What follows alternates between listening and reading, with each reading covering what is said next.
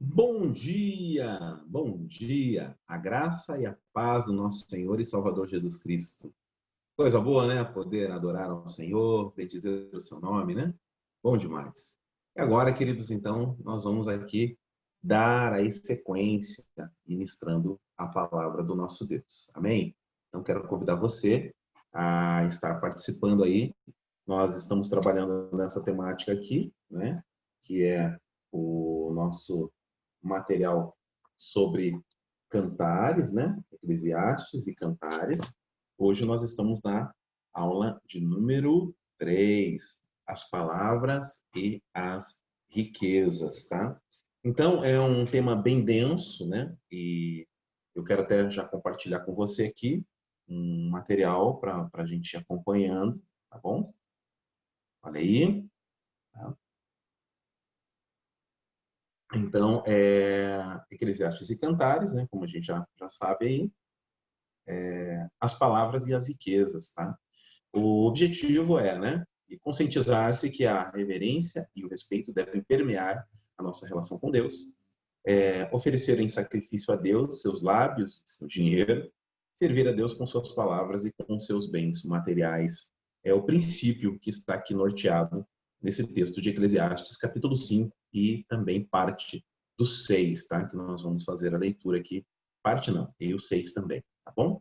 Então, vamos avançar aqui para a gente poder crescer. Antes disso, deixa eu dar uma palavra de oração com você aqui, em nome de Jesus. Querido Deus, eterno Pai, louvado e exaltado seja o teu nome por esses alunos que estão acompanhando, Pai, essa lição. Tanto, Pai, aqui no YouTube, quanto a Deus, quem sabe, Deus, no Facebook, enfim. Que a tua mão, Pai, forte esteja sobre a vida desses queridos e que eles possam, a Deus, aprendendo mais aqui sobre a tua palavra, descansar no Senhor e aprender, Senhor, a colocar toda a sua dependência nas tuas ordenanças, nas tuas mãos, pela fé. Essa é a nossa oração nessa manhã, no nome e por amor a Jesus. Amém, Senhor. Agora sim, as palavras e as riquezas. Já vimos aqui o propósito, né? Então, olha lá, o escritor de Eclesiastes é muito realista. Descreve o mundo decaído como ele é, um mundo que sofre, peca e luta sem levar Deus em conta. Um mundo em que nada faz sentido e tudo é frustrante. Se fôssemos olhar para o mundo sem Deus, de fato, não haveria esperança alguma, né? O teólogo Ed Renekiewicz já descreveu Eclesiastes como o livro mais mal-humorado da Bíblia, né? Num livro com esse mesmo nome, tá? Que ele escreveu. Então, tá aqui, né, gente, a nossa introdução aqui, tá? Mas vamos lá, né? Vamos avançar aqui, então.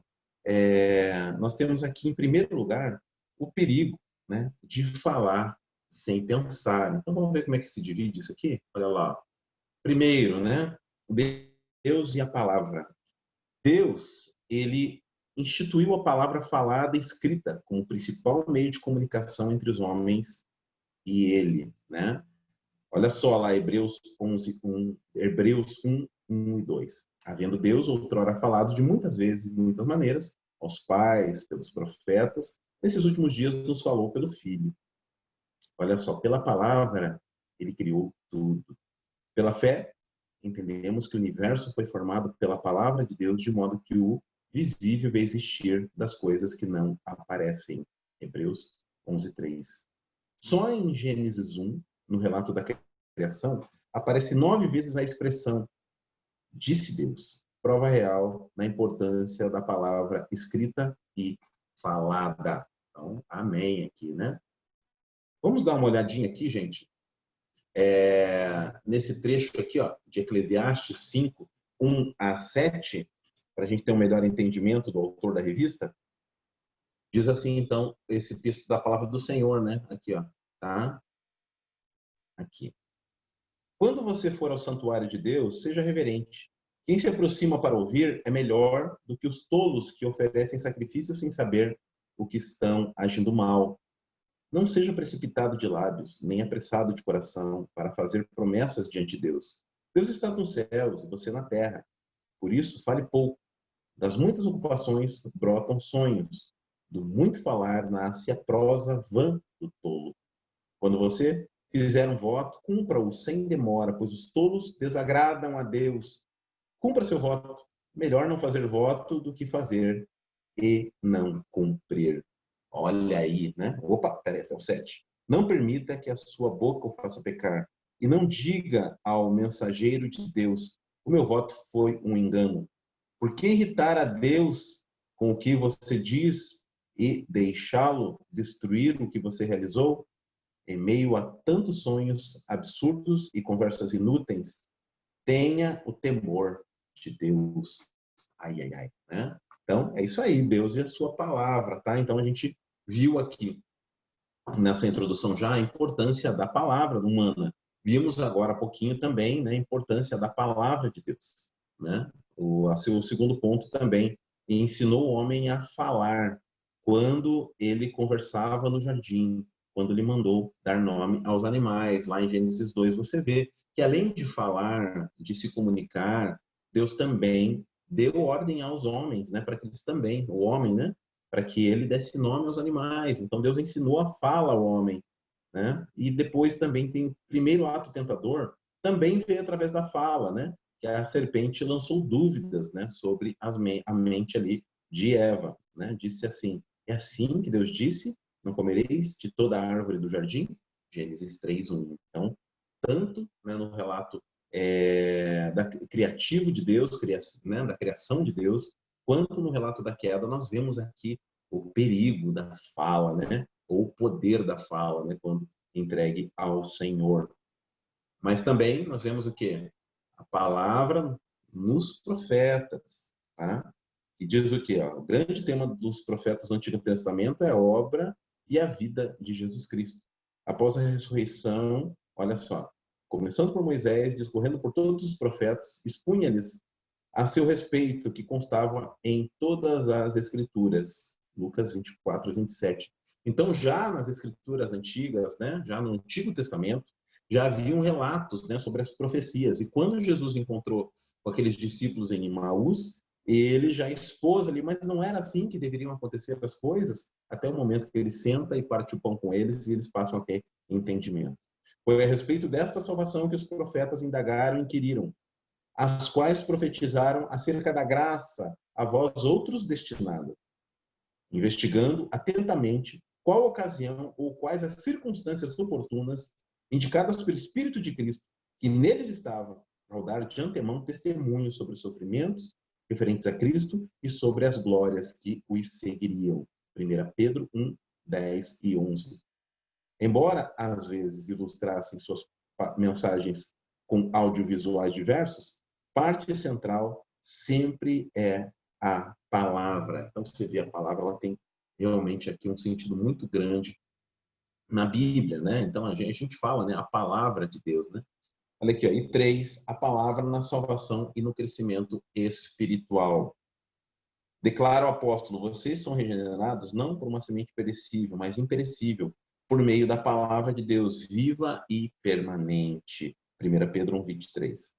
Desafiado pelo Senhor Jesus, se o deixaria, como muitos o deixaram, Pedro afirmou: Senhor, para onde iremos? Tu tens as palavras da vida eterna. João 6:68.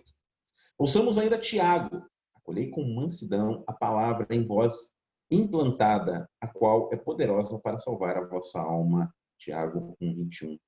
Olha que tremendo, hein?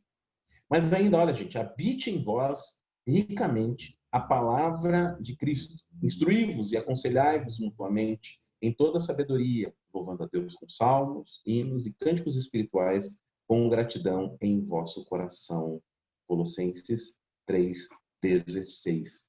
Então, tá aqui, ó, né? Nós vimos aqui os elementos aqui né, em relação à palavra, né? Como nós precisamos aí atentar, né, para a palavra com o Senhor, né, que afinal de contas é a palavra criativa do Senhor, né, tal. E também aqui nós vemos a palavra também usada pelo inimigo para distorcer, para dividir, né? E também vemos ali a palavra do homem, a palavra criativa, a palavra ali de ordem, a palavra de orientação, a palavra de administração que o Senhor deu a ele. E que, por conta da queda, ele passou a fazer mau uso também desta palavra, né? Então, tá aí, né? Um princípio para a gente tomar cuidado, tá? Assim, a respeito da palavra de Deus, tá? Então, vamos lá, vamos seguir aqui, ó. A palavra também no ministério de Jesus e dos apóstolos, né? A maravilhosa oração sacerdotal na véspera da morte de Jesus ouvimos. Eu lhes tenho transmitido as palavras que me deste, e eles as receberam e verdadeiramente conheceram que saí de ti e creram que tu me enviaste. João 17:8. E logo mais, eu lhes tenho dado a tua palavra, santifica-os na verdade, a tua palavra é a verdade. João 17:14 e 17. Olha que tremendo isso, gente.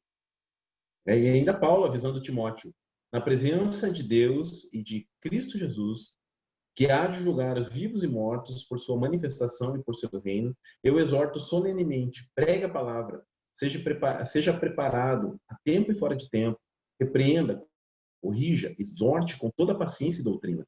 2 Timóteo 4:1 e 2. Assim explica a própria pregação. Falamos não com palavras ensinadas pela sabedoria humana, mas com palavras ensinadas pelo Espírito. Né? 1 Coríntios 2:13. Olha só o poder da palavra, né? Tá aí, gente, né? Esse primeiro tópico aqui, o perigo de falar sem pensar, nós vemos aqui vários elementos. Palavra criacionista, né? Palavra do Senhor, palavra do homem, que é uma palavra de comando, né? Que o Senhor deu essa liberdade a ele, né? Para comandar as coisas do jardim. A palavra vinda do inimigo das nossas almas, né? Distorcendo a palavra de Deus, né? E vemos aqui também o sentido positivo, né? A palavra dos profetas, a palavra para o nosso crescimento espiritual, a palavra no ministério de Jesus e dos apóstolos. Então, bênção de Deus, né? Esse contato aqui com a questão da palavra. Mas temos também o abuso da palavra. Olha lá. À luz de tudo que já consideramos, fica evidente que é essencial levar a sério a palavra. É notável no Novo Testamento o número de pecados dos crentes que são consequência do mau uso da língua, gente. Olha só, vamos ver lá? Deixando a mentira, fale cada um a verdade ao seu próximo, porque somos membros uns dos outros. Irai-vos e não pequeis. Não se ponha o sol sobre a vossa ira. Não saia da vossa boca nenhuma palavra torpe, e sim unicamente o que for boa para edificação, conforme a necessidade. E, assim, transmita graça aos que ouvem. Não entristeçais o Espírito de Deus, do qual fostes selados para o dia da redenção. Longe de vós toda amargura, a cólera, ira, e gritaria, e blasfêmias, e bem, assim como toda a malícia. Efésios 4:25 a 31. Olha, ainda tem mais. Aos Colossenses foi dito: agora, porém, despojai-vos igualmente de tudo isto: ira, indignação, maldade, maledicência, linguagem obscena do vosso falar. Não mintais uns aos outros, uma vez que vos despistes do velho homem com seus feitos. Colossenses 3:8 e 9. No juízo, cada um terá de prestar contas das palavras que usou. Jesus declara: digo-vos que toda palavra frívola que proferirem os homens, dela darão conta no dia do juízo, porque pelas tuas palavras serás justificado e pelas tuas palavras serás condenado. Mateus 12:36 e 37. Forte ou não? Meus amados irmãos, tá aí, ó, né? Então, boa parte dos problemas, isso a gente vê também em outras ministrações, né, da palavra do Senhor. Tem vários autores que escrevem sobre isso, né? Tem um livro chamado Liberando o Fluir do Avivamento, onde lá o autor fala, né, sobre isso, que um dos pecados mais sérios que atrapalha o desenvolvimento do reino, que é a língua, irmãos, uma língua que incendeia uma floresta, né? Um órgão tão pequeno, mas que faz estragos tão grandes, né? Então, quem controlou a língua, controlou o seu corpo todo, né? Diz o texto sagrado. E vamos lá. Então, as palavras no culto também.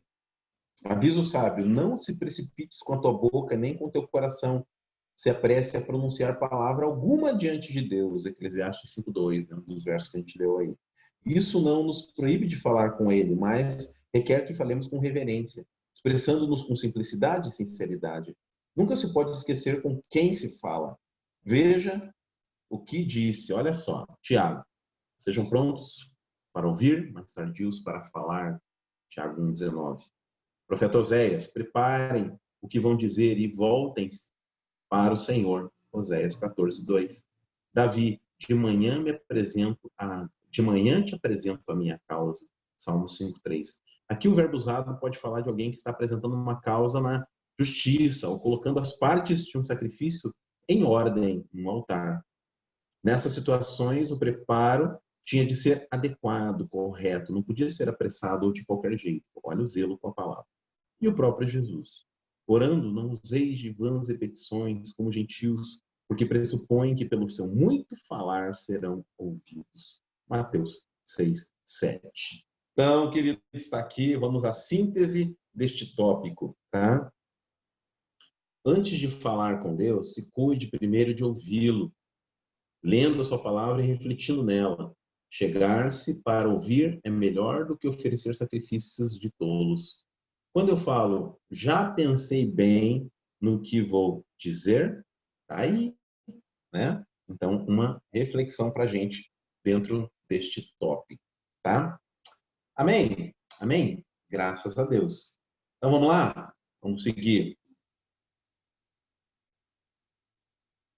Gente, isso aqui é de 2011, tá? Mas hoje, na realidade, são outros aí, os milionários do mundo já são outros, tá? Já não são mais esses. Mas vamos supor aqui, né? Olha só, né? O primeiro lugar, esse Carlos Slim, hoje ele é o quinto, tá? Pra você ter uma ideia. E aí a pergunta, em que você seria diferente se tivesse tanto dinheiro como essa galera? A riqueza satisfaz? Dinheiro é bom ou mal? É possível ter tanto dinheiro e viver tranquilo? O problema da independência em relação a Deus é exclusividade de ricos e milionários? Olha aí que perguntas, hein, queridos? Né? Perguntas aí para você realmente pensar. E aí? Né? Quer anotar aí no nosso canal? Qual é o seu ponto de vista sobre isso? Depois a gente vai ler aí também. Né? Vamos lá. Então, a vaidade das riquezas, né? Nós podemos ler aqui Eclesiastes, né? 5:8, né? A 6:12. Mas eu quero desafiar você a gente fazer o seguinte, porque a leitura é muito longa, tá? Então, vai demorar aqui bastante, nós vamos ter. Eu quero desafiar você a fazer a leitura posteriormente aí, tá? Porque ele vai trabalhar de maneira mais outros textos que reforçam esse contexto. Então, depois leia lá esse texto que você vai conseguir ter um melhor entendimento aí, tá? Da mensagem, tá bom? Então, vamos seguir aqui. O que temos aqui? Os votos, né? Então, o voto possui vários significados, tá? Deixa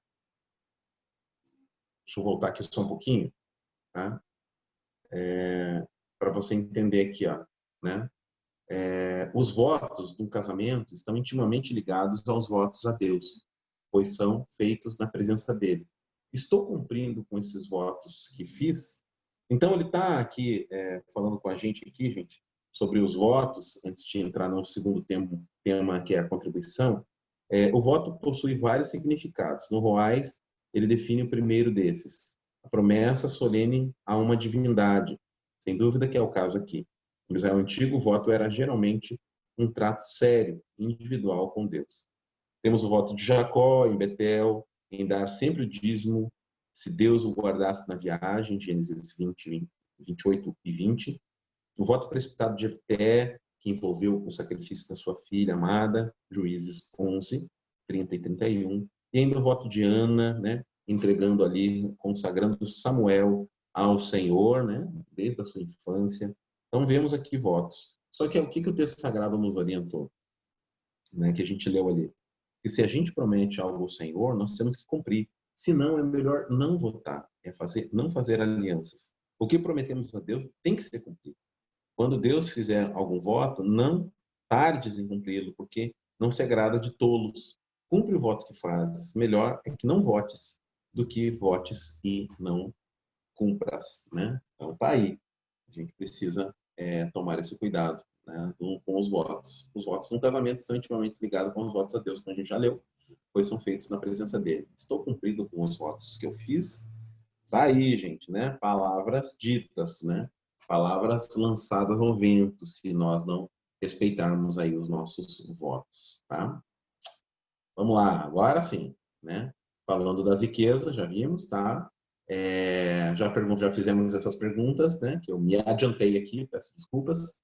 E agora nós vamos lá, a vaidade das riquezas. E esse texto que eu queria recomendar que você leia depois, porque nós vamos ler outros textos que reforçam aqui este contexto, tá bom? Então vamos lá, a vaidade das riquezas. Queridos irmãos, nós vemos aqui que no decorrer do livro, sabe, fala das tentativas do homem de achar satisfação e sentido para a vida. Eclesiastes 1:26 deixa escapar o motivo de toda insatisfação ao indicar a rotina, a mesmice. Deus pôs a eternidade no coração do homem, né? A gente leu lá em Eclesiastes 3:11. Realmente, um relacionamento certo com Deus e verdadeiro é o único modo de dar sentido à vida.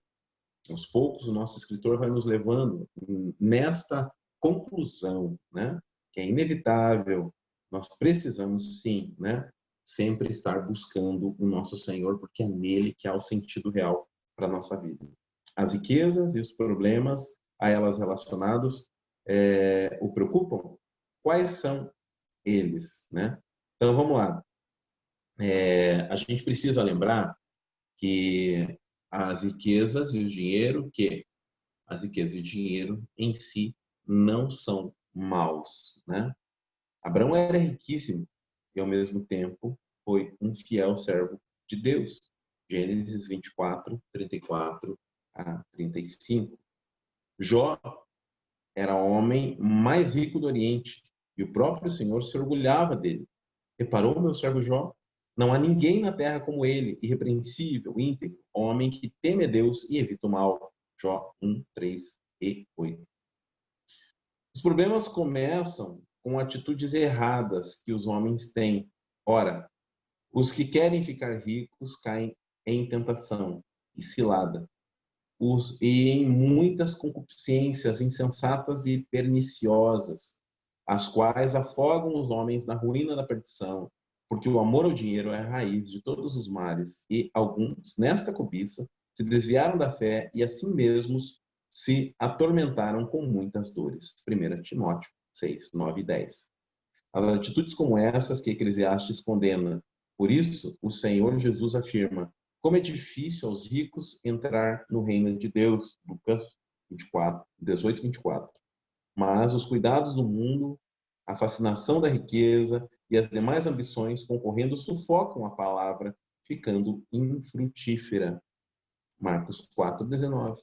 Porque é mais fácil passar um camelo pelo fundo de uma agulha do que entrar um rico no reino de Deus. Lucas 18, 25. Tá? Então, gente, o que a gente chega à conclusão aqui? Né? Deixa eu dar uma interrompidinha para a gente bater um papo aqui. O que a gente chega à conclusão aqui? Que as riquezas em si, elas não são más. Né? Não é esse o problema. Né? E eu creio que você já sabe disso. O problema é um mau uso, né, das riquezas. É o amor ao dinheiro, né? Não entender o dinheiro como nosso servo, né? Ele é o nosso servo, não nós somos servos do dinheiro. Então, isso é deveras importante, porque às vezes a gente usa isso como discurso, mas não vive isso na prática, né? Neste entendimento que o dinheiro pode ser bênção, sim. Olha só, Abraão era rico, Ló era rico, Jó era rico, né? Então, nós vemos aí esse povo todo, aí, os patriarcas todos, eles acabaram constituindo muitos gados, né? Davi era rico, Salomão era rico. Riqueza não é problema, né? O problema é o mau uso disso, né? Então, eles em si não são maus, né? Inclusive, tem muitos ricos aí que sustentam vários missionários, né? a obra missionária. Então, a gente precisa dar graças a Deus quando Ele nos dá recursos. Só que você precisa entender que se Deus te deu recursos, Ele te deu com o objetivo de você ser instrumento, né? Ser canal de bênçãos em suas mãos, né? Então, vamos lá, né? Vamos ficar espertos aí, tá? As riquezas mal distribuídas. Vamos lá, vamos voltar ao nosso PPT aqui.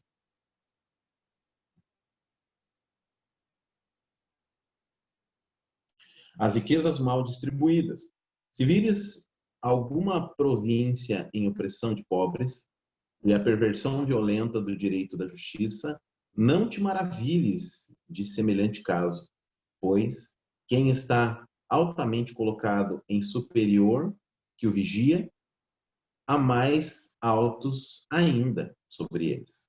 Eclesiastes 5:8, a versão, né? Almeida Corrigida, Revista Fiel. A burocracia, a corrupção, o sofrimento, consequentemente, dos pobres já existia naquela época. Quem poderá dizer que hoje não continuam a existir? Então, olha, já havia nesse tempo aqui, por conta da paixão e do amor ao dinheiro e ao poder, né, por parte dos governantes, já havia um problema nesse sentido. Então, e nós vemos também uma palavra profética de Jesus, né, que nos diz, né, que os pobres sempre estarão entre vós, né? Então, aquilo ali foi uma palavra profética de Jesus aos discípulos, né? No momento que eles querem guardar ali o dinheiro, né, para favorecer os pobres, né? Na verdade, Judas Iscariotes, né, sugere isso, né, antes do vaso de alabastro ser quebrado ali, oferecido a Jesus, né, ele sugere, podia guardar isso aí para a gente vender e dar o dinheiro aos pobres, né? Mentira, ele queria meter a mão na bolsa, né? Mas o Senhor deu uma palavra profética: os pobres sempre estarão entre vós, contudo eu não estarei, né? Então, nós vemos aqui que a pobreza ela vai acompanhar realmente, né, a humanidade. Nós, como cristãos, nós, como servos do Senhor, precisamos sim vigiar, nós precisamos orar, nós precisamos sondar os nossos governantes para que haja, de fato, uma, né, justiça na terra. Né? Nós somos instrumentos de Deus para a justiça na terra, né? Um nivelador moral da sociedade.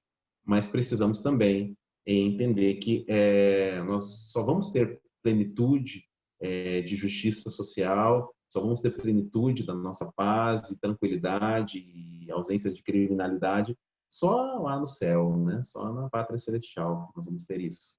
Mas isso não nos exime de buscar aqui também justiça aqui na Terra, né? Nós precisamos ser esses agentes, né?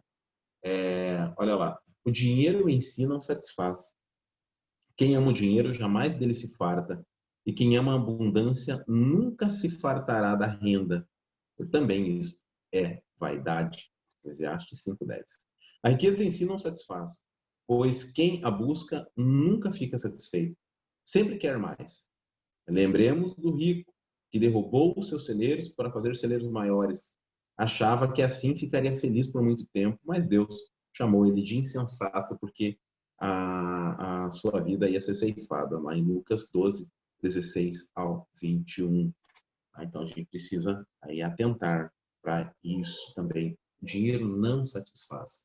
Gente, é verdade, né? Quem não está satisfeito com o que tem, jamais vai estar satisfeito com o que ainda irá receber.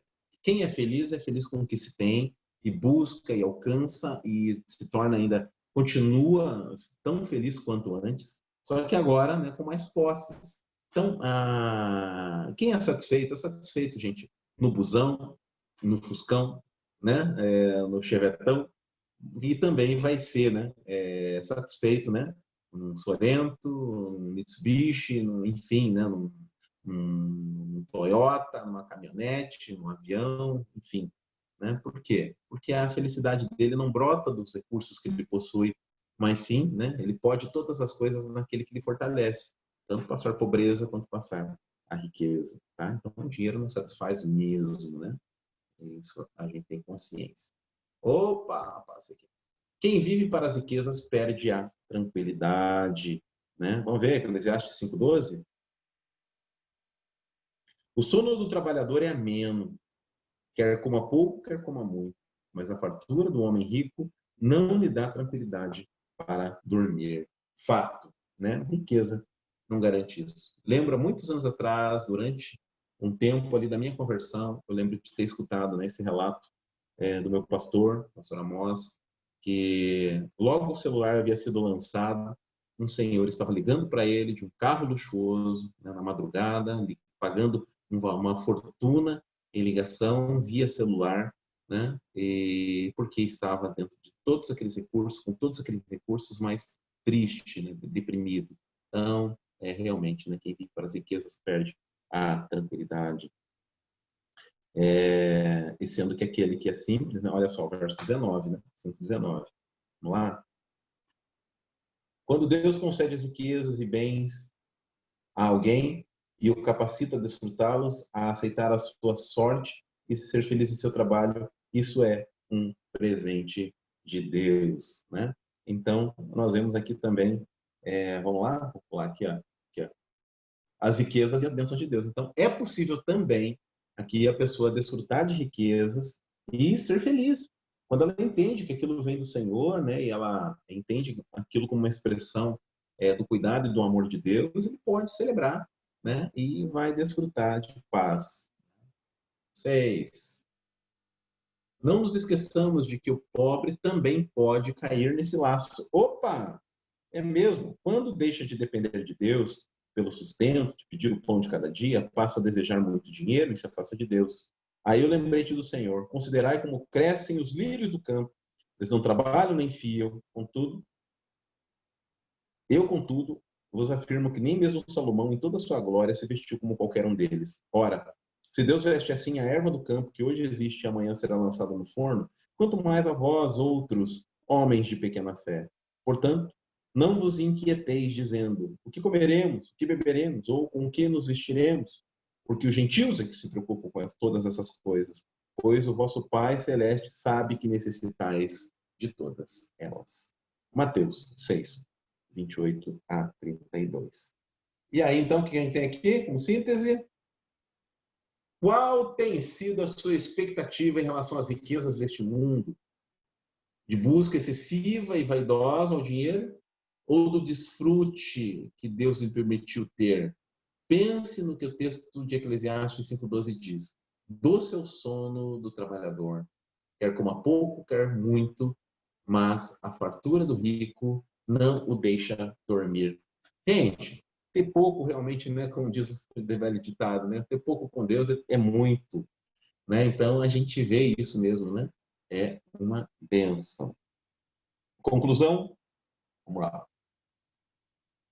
Que as palavras do pregador sirvam de aguilhões, né? Ou seja, ferros, né, pontiagudos, né, madeiras com pontiagudas de ferro, né, açoitando-nos, né, estimulando-nos a ver os recursos necessários para a vida como dom de Deus e aproveitá-los honestamente e com fidelidade, né? Então, gente, está aqui, né? São essas observações aí do nosso querido pregador. Então, deixa eu ler aqui para você de maneira mais completa essa conclusão. As observações do pregador nesses capítulos nunca foram tão relevantes como nos dias de hoje. O culto de muitos virou apenas um show. Orações se tornaram, né, pretensiosas e irreverentes. A Deus se determina a como que deve atender às orações. Há, infelizmente, muitos cristãos que não guardam o pé na hora do culto, isto é, não se comportam com respeito devido diante daquele que é todo santo e todo poderoso e que nos salvou pelo seu amor. As advertências de Paulo aos Coríntios nesta área são do mesmo teor do aconselhamento deste pregador. A questão das riquezas continua incomodando. Haja vista a corrupção generalizada no mundo inteiro e os recursos aplicados em campanhas políticas enquanto há gente morrendo de fome. Qual seria a reação do pregador diante do colapso de bancos mundiais ou da burocracia que deturpa a justiça e oprime os necessitados? Que dizer do chamado evangelho da prosperidade? Quem serve a Deus para ganhar um carro zerinho, emprego melhor, casa maior, se engana. O próprio Senhor da Terra, quando ele esteve aqui, nem casa própria possuía. até precisou de um túmulo emprestado, apesar de ser o criador deste mundo e tudo mais. O pregador está alertando quantos perigos que guardam os que não levam a Deus em conta, que não levam a sério. E nós estamos levando a sério esses conselhos? Antes de pedir o pão de cada dia, rogamos: venha o teu reino? Somos responsáveis pelo uso dos recursos que Deus dá, agradecendo-lhe e empregando para a sua glória. A gente tem feito isso, né? Tem usado para a glória de Deus os recursos que Ele tem nos dado, né? Então, meus queridos irmãos, essa é a lição de hoje, tá? Esse foi o tema que nós trabalhamos, tá? Muito importante, as palavras e as riquezas. Então, a gente viu aqui, né, que apesar do realismo, né, do autor de Eclesiastes, ele nos alerta para o perigo de falar sem pensar, né, mas que ao mesmo tempo Deus, né, usou a palavra, né, para abençoar. Deus ensinou o homem a falar, né? E o homem também, através das palavras da serpente, foi tentado, né? Mas que as palavras dos profetas também traziam um direcionamento de retidão ao coração, né? No Novo Testamento, a palavra, ela traz a salvação e ela traz a oportunidade, né? De nos arrependermos, né? Confessarmos os nossos pecados e recebermos a salvação. Né? A palavra, ela está no ministério de Jesus, está no ministério dos apóstolos, de maneira maravilhosa, né? Há também o abuso da palavra, né? Como a gente vê aqui, quando a gente tem pessoas falando mal uma das outras, né? Abusando ali das suas palavras, a estes fica a recomendação da palavra, né? Fale pouco, fale menos, né?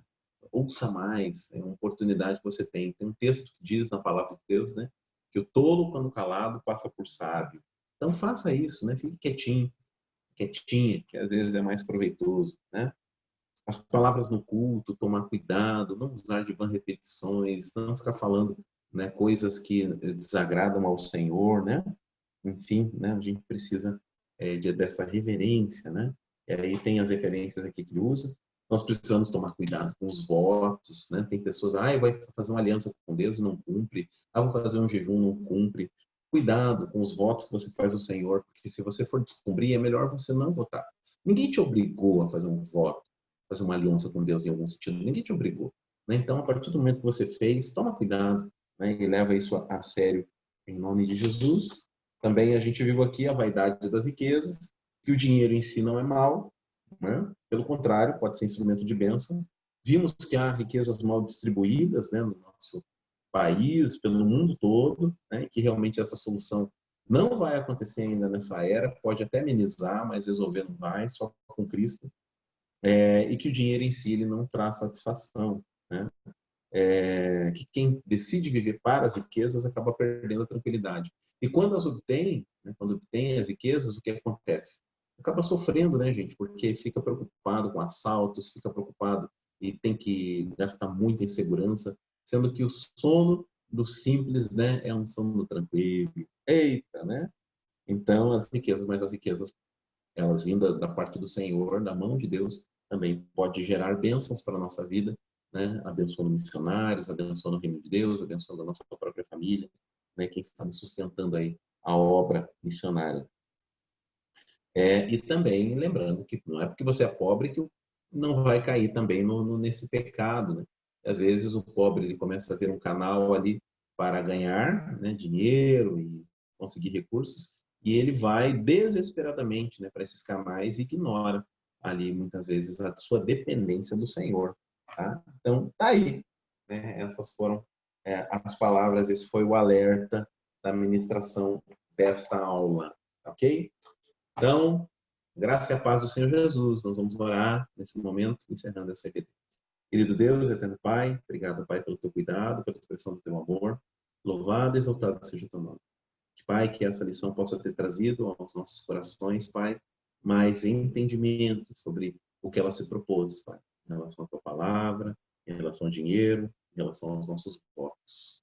Que o Senhor nos ajude, Pai, a usar de sabedoria quando formos aplicar, Pai, as nossas palavras em relação ao nosso semelhante, os nossos recursos, Pai, as nossas carências, considerando valores do reino, Enfim, Pai, que tudo na nossa vida esteja consagrado a Ti, Pai, em nome de Jesus Cristo, para que possamos ser um canal, né?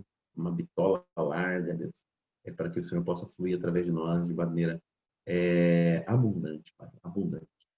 Essa oração fazemos no nome e por amor a Jesus Cristo. Amém, Senhor. Graça e a paz do Senhor. Fiquem na paz do Mestre. Amém.